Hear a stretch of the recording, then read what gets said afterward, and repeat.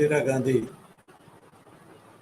Open યુનિવર્સિટીની અંદર સ્વયંપ્રભા ચેનલમાં આપ સૌનું સ્વાગત છે.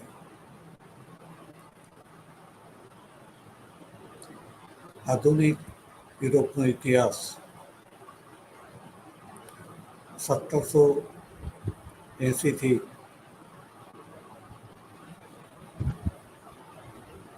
1847 સુધી આપણે વાત કરીશું.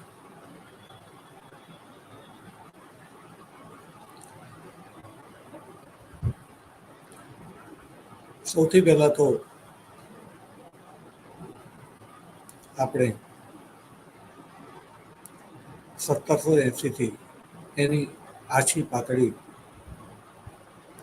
નોંધ લઈ લઈશું કે કઈ મહત્વની ઘટનાઓ એ દરમિયાન આપણે અભ્યાસ કરવાની છે.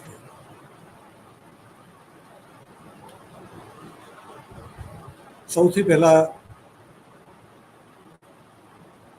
આપણે અભ્યાસ કરીશું 1789ની ફ્રાન્સની ક્રાંતિ. ફ્રાન્સની ક્રાંતિ પછી આપણે જોઈશું કે ક્રાંતિ કેવી રીતે થઈ અને ક્રાંતિ પછી શું થયું.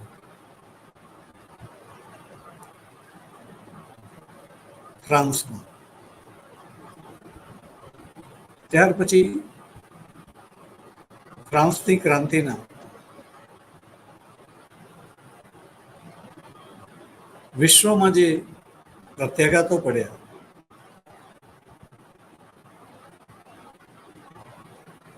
એ પ્રત્યાઘાતોના એક ભાગરૂપે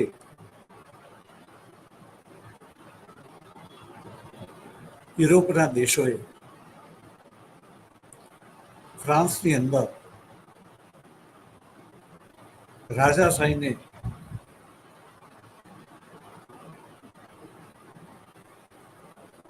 પુનઃ સ્થાપિત કરવાનો પ્રયાસ કર્યો અને એ માટે થઈને ફ્રાન્સને યુરોપના દેશો સાથે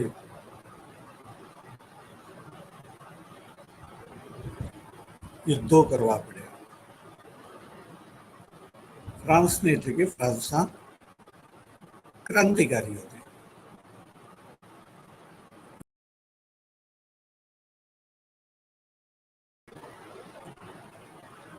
આ યુદ્ધોની અંદર ફ્રાન્સની અંદર જે નવી શાસન વ્યવસ્થા હતી એમની પાસે રાજા જેવો અનુભવ ન હોય એટલે તકલીફ પડતી હતી.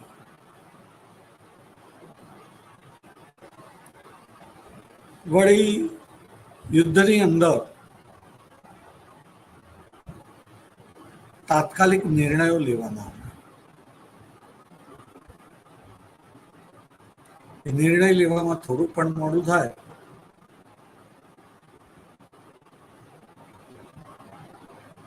પરિસ્થિતિ બદલાઈ ગઈ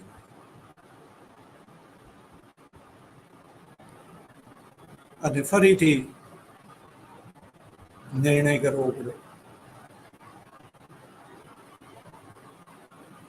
ફ્રાન્સની અંદર હવે રાજાશાહી ન હતી એટલે કે એક વ્યક્તિના હાથમાં નિર્ણય કરવાની સત્તા ન હતી. અનેક લોકોનું શાસન હતું. સાદી ગુજરાતીમાં કહીએ તો એક ટોળા પાસે શાસન હતું. હાજર રહે એવું બનતું ન હતું. અને પરિણામે યુદ્ધની અંદર અનેક મોરચે નુકસાન સહન કરવું પડતું. પરિણામે ઝડપથી નિર્ણય કરવા માટે 5 કોન્સલોની સમિતિ બનાવવામાં આવી.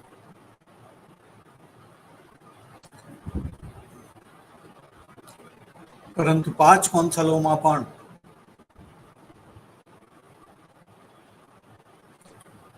એકમતી કે સર્વાનુમતિ થતી ન હતી. 5 કોન્સલો એક સાથે એક જ સમયે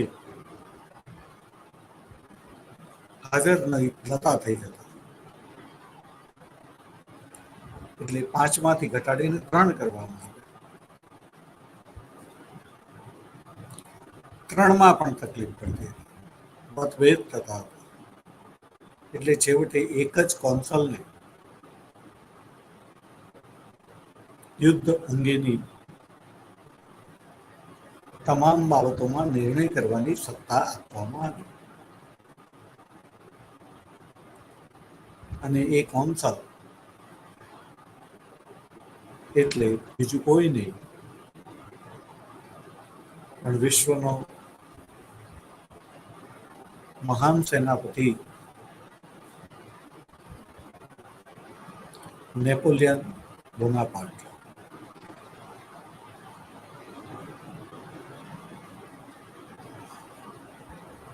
નેપોલિયન બોનાપાર્ટ 1799માં કોન્સલ બન્યો, એકમાત્ર. અને ત્યારથી ફ્રાન્સમાં નેપોલિયન યુગની શરૂઆત થઈ.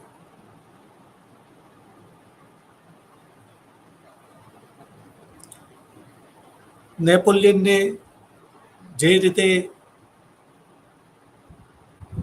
એક પછી એક સફળતાઓ મળતી જતી હતી,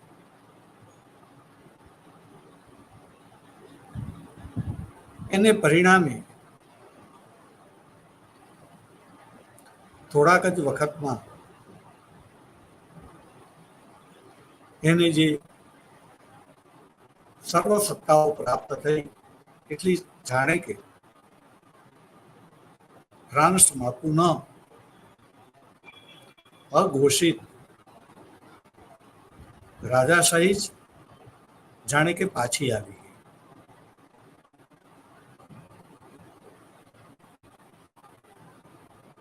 1799 1815માં નેપોલિયનની હાર થઈ વોટરલૂના યુદ્ધમાં.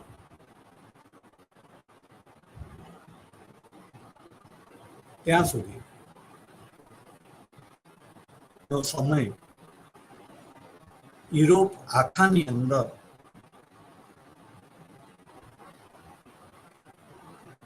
નેપોલિયનની જ બોલબાલા રહી.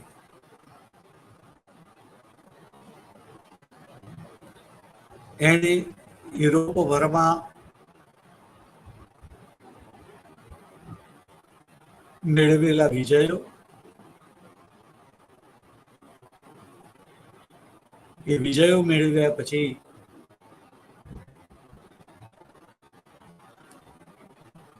એણે કરેલી વ્યવસ્થા,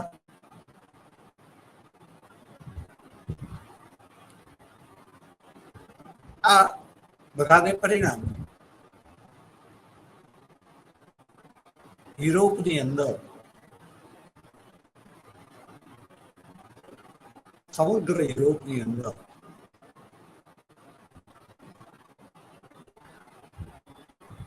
નેપોલિયન એની આસપાસ જ ચક્ર ફરતું હતું. અને પરિણામે એ સમયગાળો ઇતિહાસમાં, ફ્રાન્સમાં નહીં યુરોપના ઇતિહાસમાં નેપોલિયન યુગ તરીકે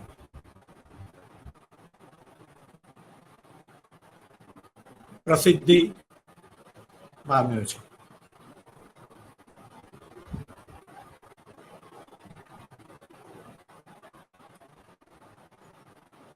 આ નેપોલિયન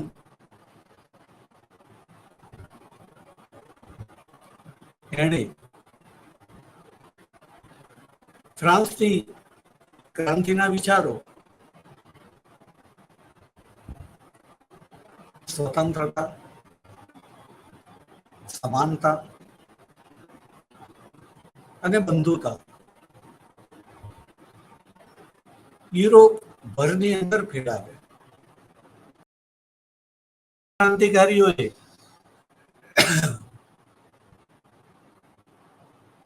અમેરિકામાં રાજાશાહીને નાબૂદ કરી હતી. પ્રજાસત્તાક શાસન વ્યવસ્થાની સ્થાપના કરી હતી અને આપણે ફ્રાન્સની અંદર જે ક્રાંતિ થઈ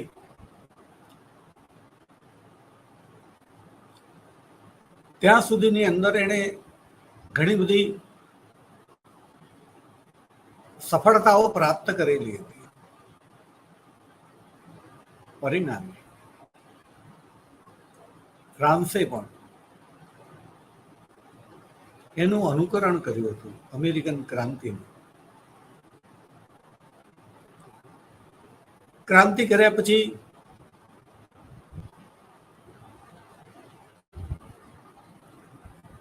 રાજા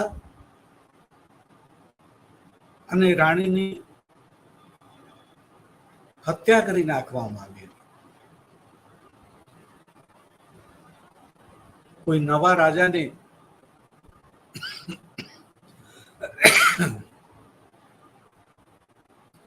ગાદીએ બેસાડવામાં આવ્યો ન હતો અને એ રીતે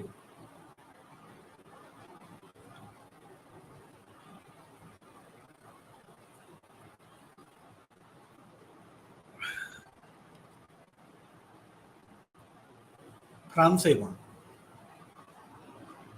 રાજાશાહીને નાબૂદ કરેલી હતી. પરંતુ આપણે કહ્યું તેમ કે નેપોલિયન બોનાપાર્ટ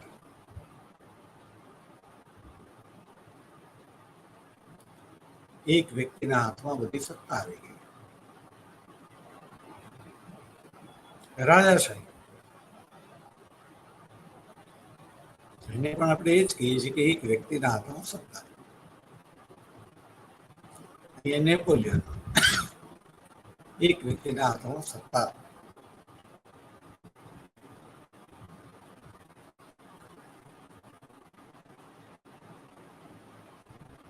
ઘોષિત નહીં, અઘોષિત રીતે આવી ગઈ. હવે જાણે કે રાજાશાહી જ હતી એમ કહીએ તો ચાલે. કહી ન શકાય, વ્યવહાર એવો હતો.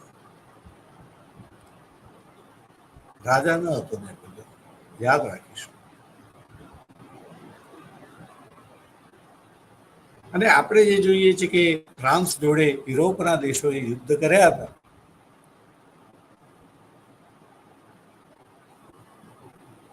એનું કારણ એ જ હતું કે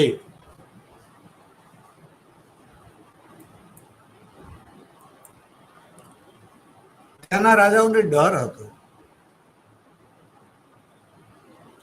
ફ્રાન્સ સિવાયના દેશોના, યુરોપના દેશોના રાજાઓને.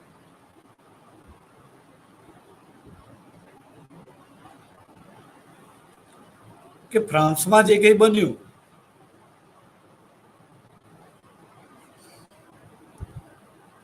એનું પુનરાવર્તન એમના દેશમાં તો નહીં થાય ને.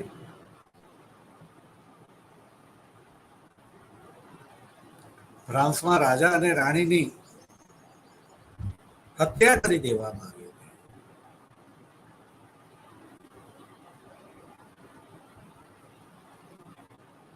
એટલે એ બધા દેશોના રાજાઓને ડર લાગતો હતો કે જો પોતાના દેશમાં પણ ફ્રાન્સની અંદર જે થયું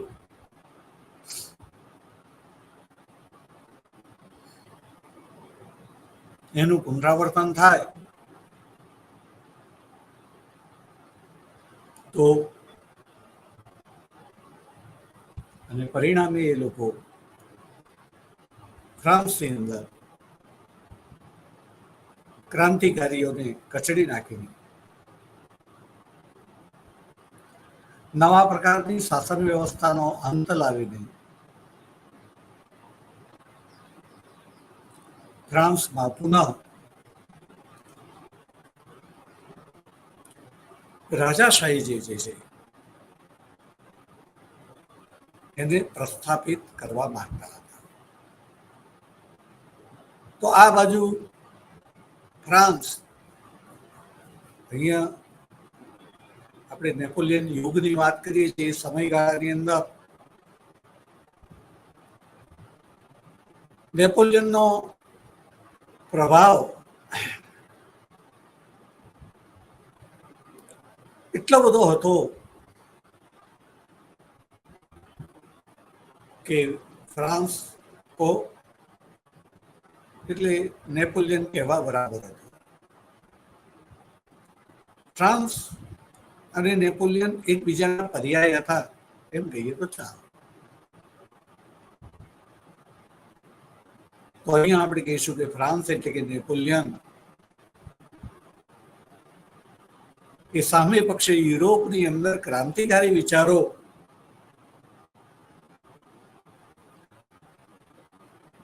એના પ્રચાર અને પ્રસારની અંદર પ્રયાસ કરી રહ્યા હતા. અને એમાં જે પ્રદેશોને નેપોલિયનને જીત્યા, યુરોપની અંદર બહુ બધા પ્રદેશો નેપોલિયને જીતી લીધેલા હતા. ત્યાં પોતાના મનગમતા,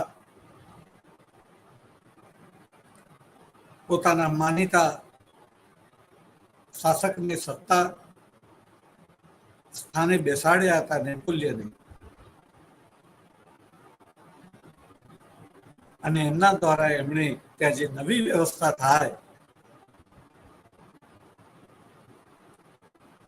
એમાં ફ્રાન્સના ક્રાંતિકારી વિચારોનો સ્વીકાર થાય. એટલે કે સ્વતંત્રતા, સમાનતા, બંધુતા અને બીજું પણ ઘણું બધું એનો નેપોલિયને ખ્યાલ રાખ્યો હતો. એટલે કે યુરોપ ભરની અંદર એણે જીતેલા પ્રદેશોની અંદર આ ક્રાંતિકારી વિચારો ફેલાયા હતા. એ પ્રમાણેની વ્યવસ્થા ગોઠવાઈ હતી.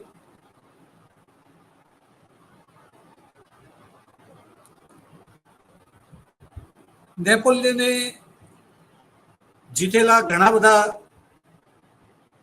રાજ્યોની સરહદો એણે બદલી નાખેલી હતી. ઇતિહાસ એટલે સમય, ઇતિહાસ એટલે સમય અને સ્થળ. આપણે એવી ક્રાંતિઓની વાત કરીએ છીએ કે જેને વિશ્વ ક્રાંતિઓ કહેવામાં આવે છે, કારણ કે આ ક્રાંતિઓનો પ્રભાવ જે છે આખા વિશ્વ ઉપર પડ્યો. આપણે જે એ ભલે ભણી રહ્યા છીએ ફ્રાન્સની ક્રાંતિ, પણ આપણને પ્રશ્ન થવો જોઈએ કે આપણે શું કરવા ફ્રાન્સની ક્રાંતિ ભણી રહ્યા છીએ? આપણે યાદ કરવું જોઈએ. તો ભારતની આપણે વાત કરીએ તો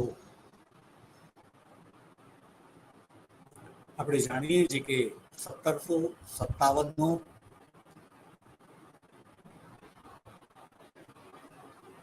પ્લાસીનું યુદ્ધ જે છે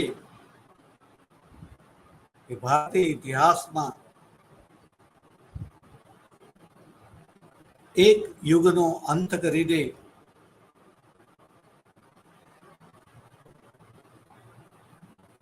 નવા યુગની હું નહીં કહું,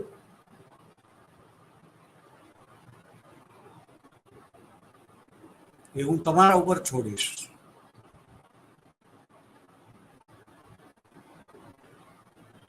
હું બીજા યુગની કહીશ.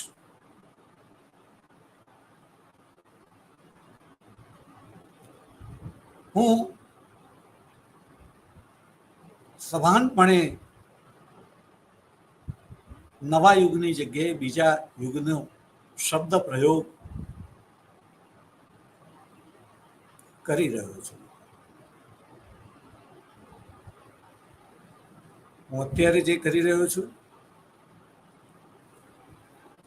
એ જ વસ્તુ મારે જે મારા સમગ્ર વ્યાખ્યાન દરમિયાન, આજના નહીં કાયમના દરેક વ્યાખ્યાન દરમિયાન કોઈ પણ પરિસ્થિતિની અંદર જ્યારે હું વિદ્યાર્થી સમક્ષ વાત કરતો હોઉં ત્યારે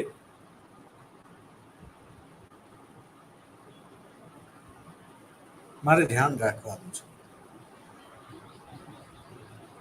પણ દરેક વ્યક્તિની એક મર્યાદા હોય છે.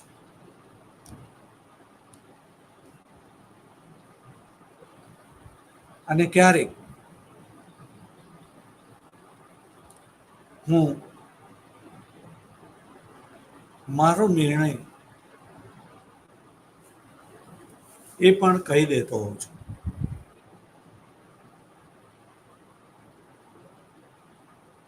વિદ્યાર્થી મિત્રો, મારું કામ તમારી સ્વતંત્રતા છીનવવાનું નથી.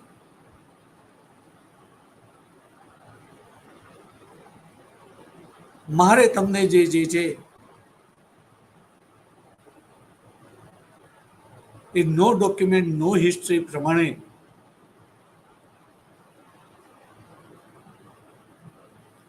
જુદી જુદા દસ્તાવેજોની હકીકતો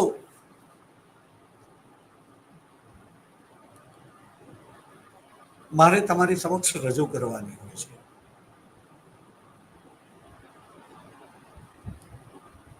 અને દસ્તાવેજોનું અર્થઘટન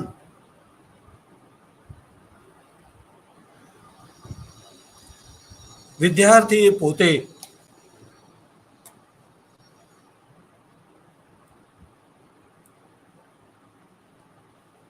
કરવાનું હોય છે. કારણ ઇતિહાસ એને ફક્ત ભણવા ખાતર ભણવાનો નથી.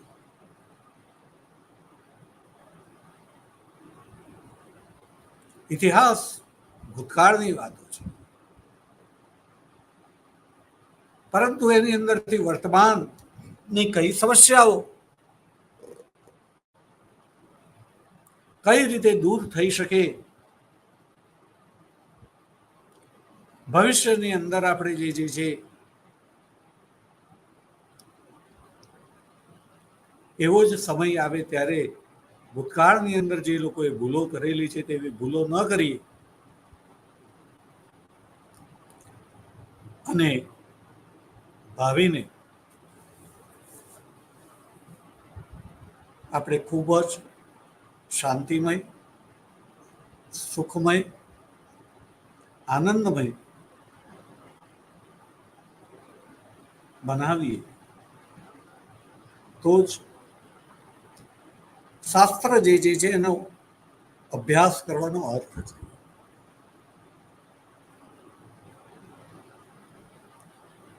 અને દરેક વિદ્યાર્થી ગ્લોબલાઇઝેશનના જમાનામાં, ઓનલાઈન એજ્યુકેશનના જમાનામાં મને ખબર નથી કે મારું લેક્ચર કયા સ્થળના કઈ ક્ષમતાના વિદ્યાર્થીઓ જે છે એ સાંભળશે. એનું ચિંતન અને મનન કરશે. પરંતુ મારે એ ધ્યાન રાખવાનું છે કે વિદ્યાર્થીઓ એમના સ્થળ કાળ પ્રમાણે મારા વ્યાખ્યાનમાંથી એવા તારણો કાઢે કે જે એમના સમક્ષની સમસ્યાઓ ને ધ્યાનમાં રાખીને કોઈ ઉકેલ જે છે એના તરફ દોરી જતા.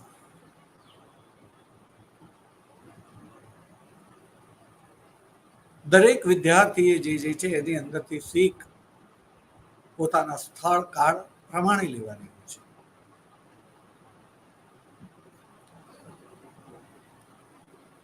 ઘણા બધા વ્યાખ્યાન જે છે હું પણ સાંભળું છું. તો બહુ બધા લોકો જે છે પોતપોતાની રીતે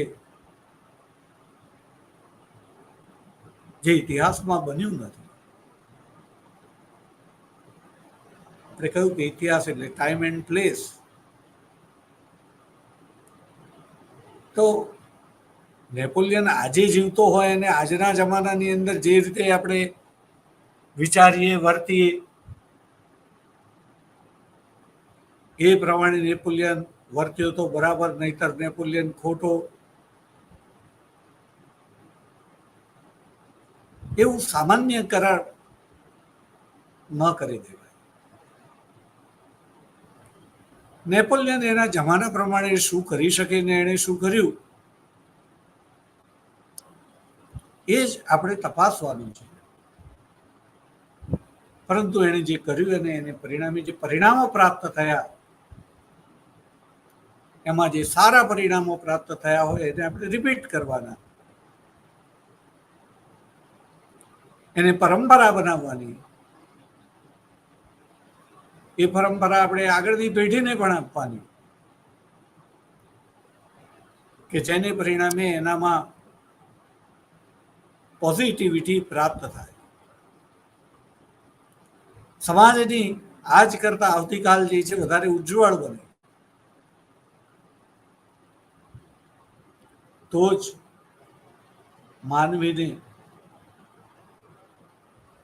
બીજા જીવો કરતા એની પાસે બુદ્ધિ છે તે એવું કહેવાય. પરંતુ જો આપણે જે છે ઇતિહાસમાંથી બોધપાઠ લેવાને બદલે ભૂતકાળમાં કોઈક શાસકોએ આપણને આપણામાં ભાગલા પાડીને રાજ કરીને શાસન કર્યું હોય અને આજે આપણે જુદા કોઈ પણ પદ ઉપર આસીન રહીએ ત્યારે દેશની અંદર આપણી સમક્ષનો જે પણ માસ હોય એની અંદર ભાગલા પાડીએ અને રાજ કરીએ, એટલે કે પોતાના પદને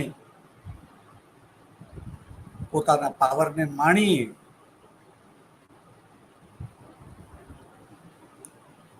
તો એને આપણે બુદ્ધિશાળી છીએ એવું ન કહેવાય. કારણ કે જે ભાગલા પાડે એને કારણે પ્રજાનું તો હિત જ થાય.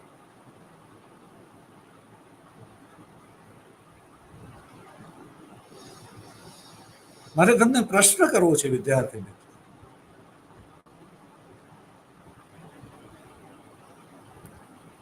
દેશ, દુનિયા, ગામ, શહેર, રાજ્ય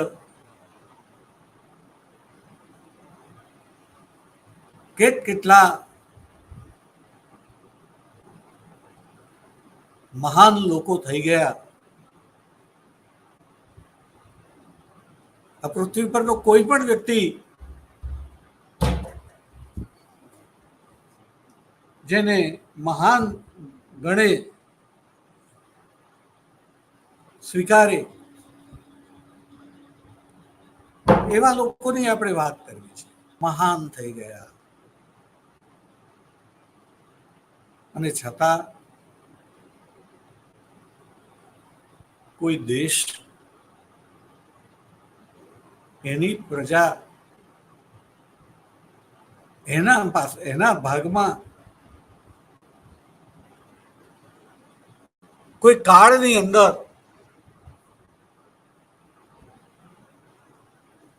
સુખ આવ્યું હોય દેશની અંદર, એટલે કે પ્રજાના તમામ વર્ગોને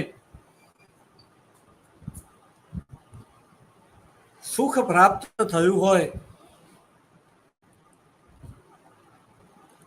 એવું આપણને જોવા મળતું નથી. બહુ જ મહત્વની વાત છે વિદ્યાર્થી મિત્રો. વ્યક્તિ કોઈ પણ હોય, પણ એની દ્રષ્ટિએ જે કઈ આદર્શ નેતાઓ થઈ ગયા એ બધા સારા જ હતા. એમણે સારી જ વાતો કરી હતી, પણ સવાલ તો ત્યાં આગળ ભાગલા જ પડ્યા રહે છે, કારણ કે દરેકના જુદા જુદા સમૂહો અને સમૂહો વચ્ચે સમન્વય થતો નથી.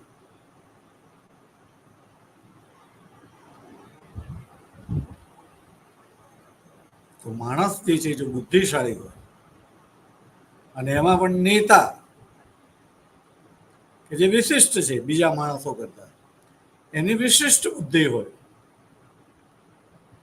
તો એ નેતા એટલો તો ખ્યાલ રાખવો જ જોઈએ કે રાખ્યો જ હોવો જોઈએ, તો જ એને બુદ્ધિશાળી કહેવાય, તો જ એને મહાન કહેવાય.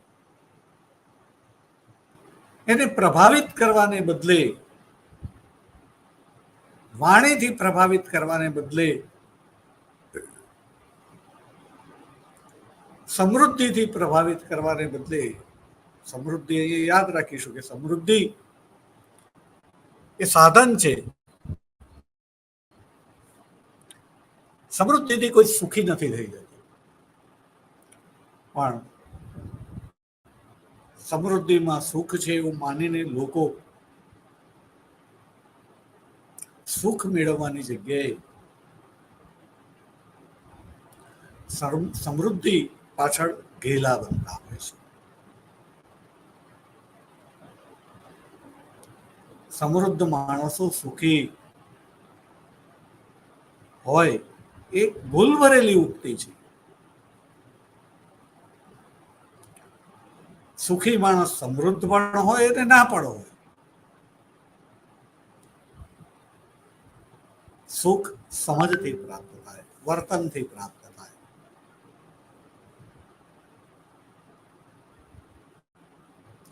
તો ઇતિહાસનું કામ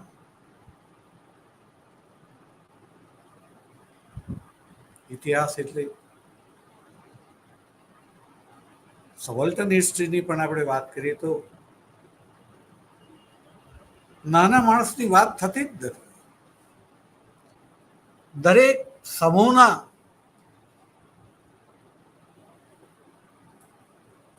ગુણવાન લોકોની, જે તે સમૂહની અંદર કોઈ સિદ્ધિ પ્રાપ્ત કરનાર લોકોની જ વાતો થાય છે. અને એ દ્રષ્ટિએ એ સાપેક્ષ રીતે જે છે એ સબલ્ટન હોઈ શકે, પણ એ સમૂહની દ્રષ્ટિએ વાત કરીશું તો એ સબલ્ટન નથી. બહુ ચર્ચાની વાત છે, આપણે ચર્ચાને ખોટી રીતે ન લઈ જતા હું જે અર્થની અંદર કહેવા માંગુ છું એ જ અર્થ આપણે કાઢીએ. બાકી વાદ વિવાદ કરવો હોય તો ઘણા બધા વાદ વિવાદ થઈ શકે છે. મારી વાત સુમેળની છે, હું સુમેળ કરવાની વાત કરી રહ્યો છું. વસુધૈવ કુટુંબકમની વાત હોય તો ભલે તમે જીવો લોકલ રીતે, પણ એ જીવવાની પદ્ધતિ એવી હોય કે તમે વિશ્વના બાકીના લોકોથી અનભિજ્ઞ છો, અલિપ્ત છો, અને છતાં તમે બીજાને હાનિ નથી પહોંચાડતા. તમારા જીવનની પદ્ધતિ જ એવી છે કે લોકલ જીવો તો પણ વિશ્વનું કલ્યાણ આપોઆપ થઈ જતું હોય. એનું નામ વસુધૈવ કુટુંબકમ કહેવાય. બાકી સમગ્ર વસુધાના લોકોનું તો ખ્યાલ પણ કેવી રીતે કરી શકાય? તમે એમને ઓળખતા ના હોય, એમની ડિમાન્ડ ખબર ના હોય, એમની રિક્વાયરમેન્ટ ખબર ના હોય, પણ તેમ છતાંય સર્જનહારે જે સર્જન કર્યું છે સૃષ્ટિનું, ત્યારે એને દરેકને જે છે ક્રમ બનાવીને આપેલું છે. ત્યારે ઇતિહાસનું કામ, ઇતિહાસની અંદર થઈ ગયેલા જે મહાપુરુષો જે છે એના કામને આપણે મૂલવતી વખતે એ ધ્યાનમાં રાખવાનું છે કે એ લોકોએ આ પ્રકારે કામ કર્યું છે તો મહાન. બાકી કોઈ એક ક્ષેત્રની અંદર કોઈ માણસ સમય રેડી દે તો એ એરિયામાં તો એ મહાન થવાનું જ છે. પણ ઇતિહાસ સમાજ વિજ્ઞાનનો ભાગ છે, એને સમાજ સાથે લેવા દેવા છે. અને આપણી ચર્ચાના પાયામાં આપણે કહીએ છીએ કે માનવી એક બુદ્ધિશાળી પ્રાણી છે. તો બુદ્ધિશાળી પ્રાણી હોય તો ક્રમશઃ જે છે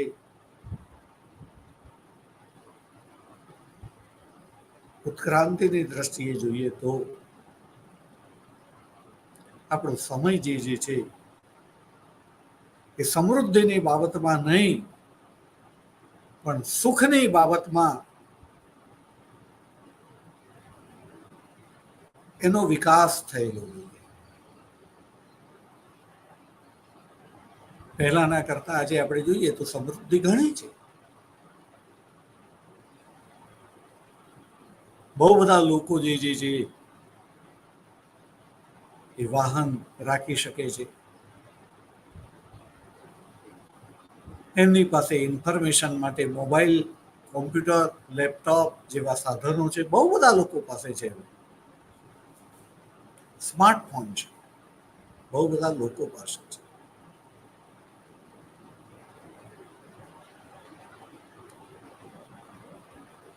ટૂંકમાં એને કહેવાય કે પહેલાની સરખામણીની અંદર સમૃદ્ધિ ઘણી છે. પહેલા લોકોને મજબૂરીથી ફાટેલા કપડાં પહેરવા પડતા હતા, અને કપડું ફાટેલું નથી એના માટે પોતાની કળાથી અને ઘણા બધા જે છે દેખાય કે આ થીગડું જ છે અને મજબૂરીથી પહેરવું પડતું હતું, ને પહેરનારા લોકોની સંખ્યા બહુ જ મોટી હતી.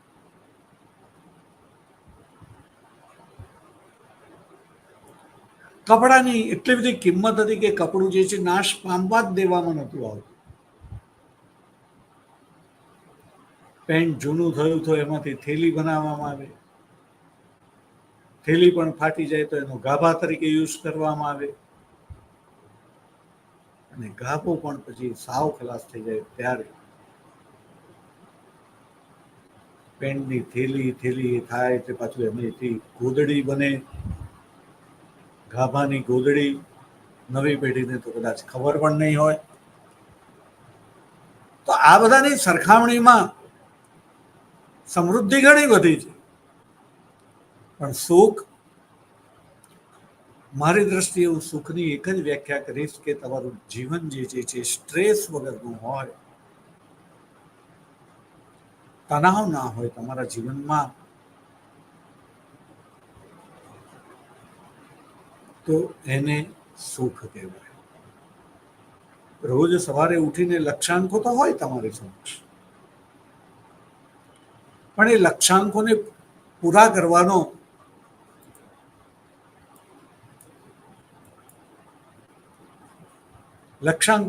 કરવાનો તણાવ ના હોવો જોઈએ. એનાથી તમારું બ્લડ પ્રેશર વધી ના જવું જોઈએ, તમને ડાયાબિટીસ ના થઈ જવું જોઈએ, રાત્રે જે છે ઊંઘ ન આવે, આલિશાન ઘરની અંદર સરસ મજાના ગાદલા ઉપર નવી જ ચોખ્ખી ચાદર હોય, એકદમ પોચું ઓશિકું હોય, અને છતાં ઊંઘવા માટે જે છે પડખા ફેરવવા પડતા હોય, તો એને સુખ ન કહેવાય. રાત્રે જે છે સ્વપ્ન આવે, તો એમાં પણ તણાવ ના હોય. સ્વપ્નમાં પણ માણસ જે છે હસે,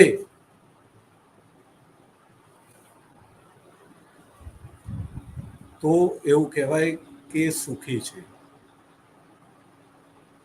મિત્રો, હું આ એટલે કહી રહ્યો છું કે મને કોઈ દિવસ તણાવવાળા સ્વપ્ન આવતા જ નથી.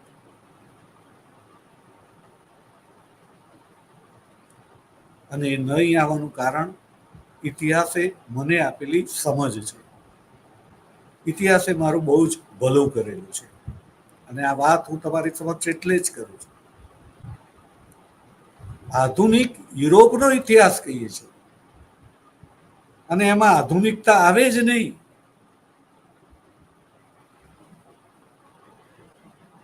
જો તણાવ આવે તો આધુનિકતા કેવી રીતે? ઇતિહાસ સામાજિક વિજ્ઞાન છે. મૂલ્યોને પ્રસ્થાપિત કરે છે, અને માટે હું જે બોલી રહ્યો છું તે બહુ જ સભાનપણે ઇતિહાસની વાત કરી રહ્યો છું. આ યુનિવર્સિટી એજ્યુકેશન છે, એમાં ઇન્ફોર્મેશન અગત્યની નથી, એમાં ચર્ચા અગત્યની છે.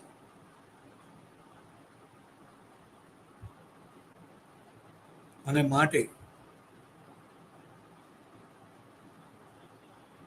ઘણા મારાથી ભિન્ન મત ધરાવનારને એવું પણ લાગે કે લેક્ચર ઇતિહાસનું હતું. પ્રશ્ન પણ થાય, પણ પ્રશ્નો થવા જોઈએ. લોકો જુદી રીતે વિચારવા જોઈએ. જુદી રીતે વિચારે એનો વાંધો નહીં, વિરોધ ના થવો જોઈએ.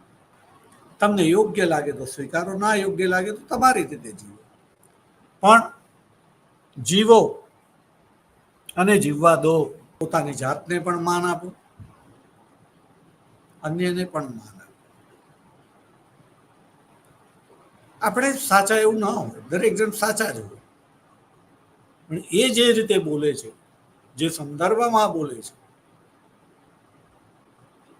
એને આપણે સમજવું જોઈએ. દરેકમાં નિર્ણય કરવાની શક્તિ છે, ક્ષમતા છે. એ બોલે છે ત્યારે એનું જે જગત છે, બની શકે એ જગત દરેકનું જુદું જુદું હોય, નાનું હોય, મોટું હોય. એને જે જગત પ્રાપ્ત થયું છે, જે ડેટા પ્રાપ્ત થયો છે,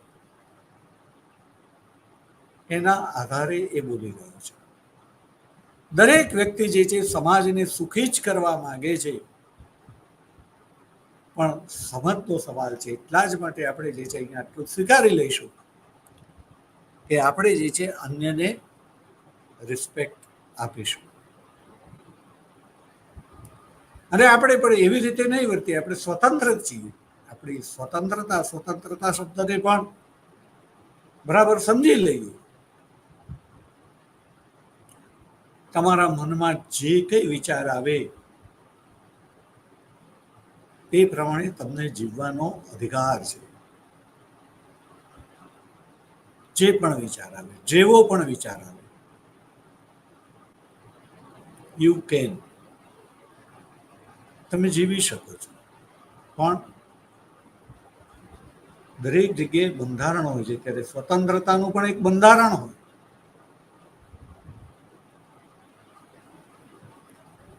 કે તમે જે જીવો, જે રીતે જીવો, તમને મુબારક. પરંતુ એની અસર જે છે એ સારી હોય, ખોટી હોય, કોઈ પણ હોય, પણ એ જો માત્ર ને માત્ર તમારા સુધી સીમિત હોય,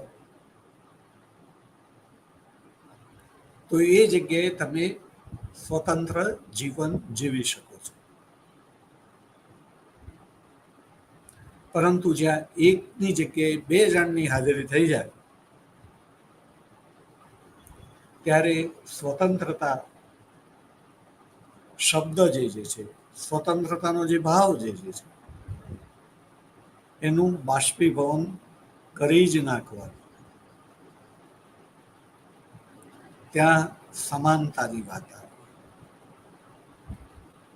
મને પણ મારે અત્યારે એવી રીતે વર્તવાનું 2 જણ હોય ત્યારે કે મને પણ આનંદ આવે ને સામેનાને પણ આનંદ આવે. મારે એવું કામ નહીં કરવાનું કે એકલું સામેનાને આનંદ આવે પણ મને આનંદ ના આવે તો એ કામ પણ નહીં કરવાનું. મને આનંદ આવે ને સામેનાને આનંદ આવે તો એ કામ પણ નહીં કરવાનું. પણ જ્યારે 2 જણ છે ત્યારે મારે સતત એ ધ્યાન રાખવાનું કે બંને જણા સમાન સમ ભોગ ભોગવી રહ્યા હોય, સમાન આનંદ પ્રાપ્ત કરી રહ્યા હોય. તો એને આપણે જે છે સમાનતા કહીશું, બંધુતાની વાત. 2 કરતા વધારે લોકો છે તો બધા જ મારા ભાઈ છે. આજે તો ભાઈઓ એવું ઝઘડતા હોય છે કે ભાઈને ધ્યાનમાં રાખીને વર્તન કરવાની વાત, એનો અર્થ કે જાણે ઝઘડવાની વાત એવું કહેવું પડે. બંધુતા તો ગાયબ જ થઈ ગઈ છે. જે ખરેખર બંધુ છે એની વચ્ચે જ બંધુતા ના હોય તો બાકીના લોકો વચ્ચે બંધુતા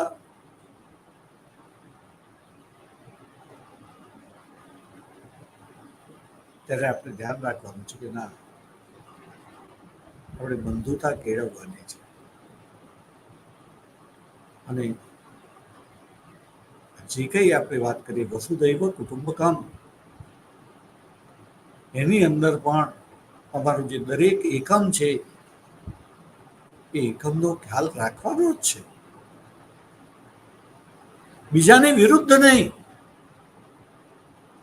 પણ તમારી શક્તિ જે છે એ એકમ માટે તો વપરાવી જોઈએ. એ એકમ રોલ મોડેલ બનવું જોઈએ બીજા એકમો માટે. વસુધૈવ કુટુંબકમ આપોઆપ સર્જાઈ જશે. વાત આપણે વસુધૈવ કુટુંબકમની કરીએ, એક શિક્ષક તરીકે, એક અધ્યાપક તરીકે, એક નેતાઓ તરીકે,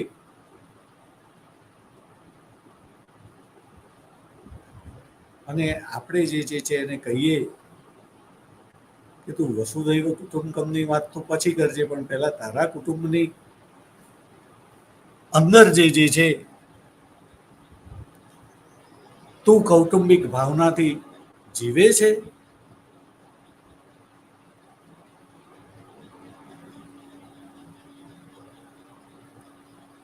બાકીના લોકો તારા વર્તનને સ્વીકારે છે કે તું કુટુંબ પ્રિય છું. મિત્રો, આપણે ત્યાંથી શરૂઆત કરવી છે. સામાજિક વિજ્ઞાન છે માટે કહું છું. આપણે સૌથી પહેલા જે છે કુટુંબ,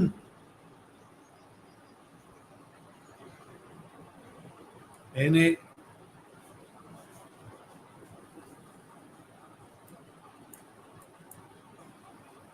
આપણે સફળ બનાવવાનું છે.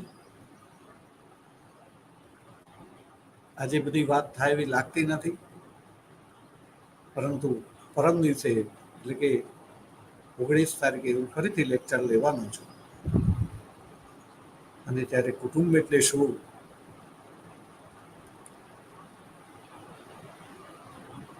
આધુનિક યુરોપના ભાગરૂપે જ આપણે આ વાત કરીશું.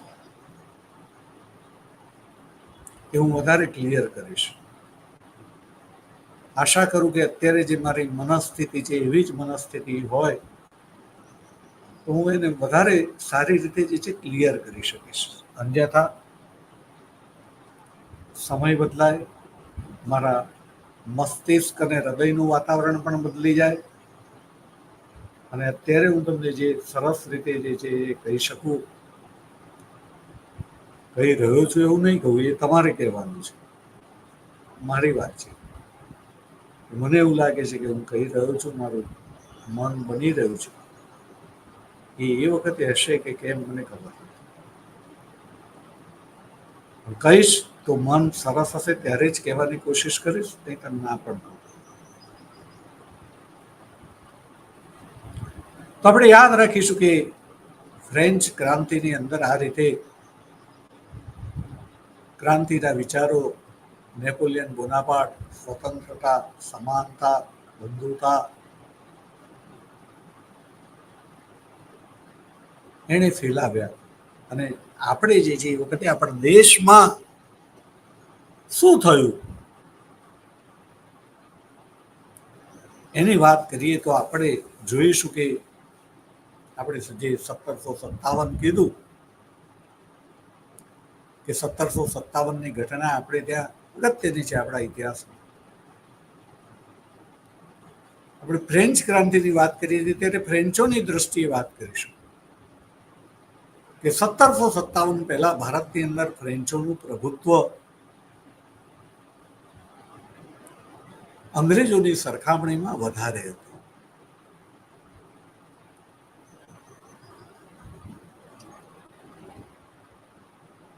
ફ્રેન્ચો જે છે એમણે ભારતની અંદર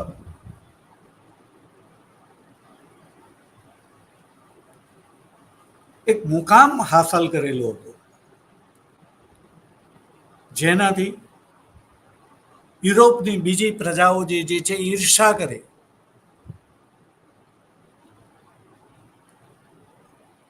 ફ્રેન્ચોને હટાવીને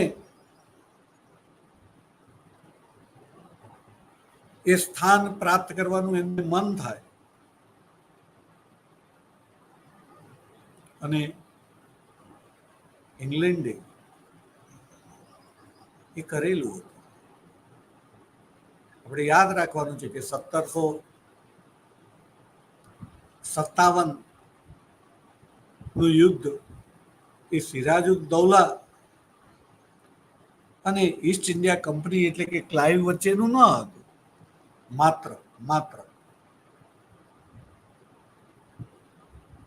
એની અંદર આ યુદ્ધને પરિણામે ભારતમાં જે છે ફ્રેન્ચોનો પ્રભાવ ઘટે છે અને ઈસ્ટ ઇન્ડિયા કંપની ની આડ પેદાશ રૂપે અંગ્રેજોનો પ્રભાવ વધે છે. યુરોપની અંદર પણ વાત કરીએ તો 1756 થી 1763 સુધી સપ્તવાર્ષિક યુદ્ધો થયા. ચર્ચાને સમય થયો હોવાથી અહીંયા અટકાવીએ છીએ. જય હિન્દ, ભારત માતા કી જય.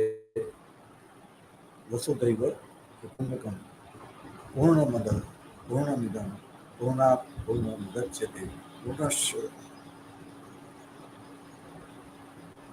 આદાય પૂર્ણમેવાવશિષ્યતે.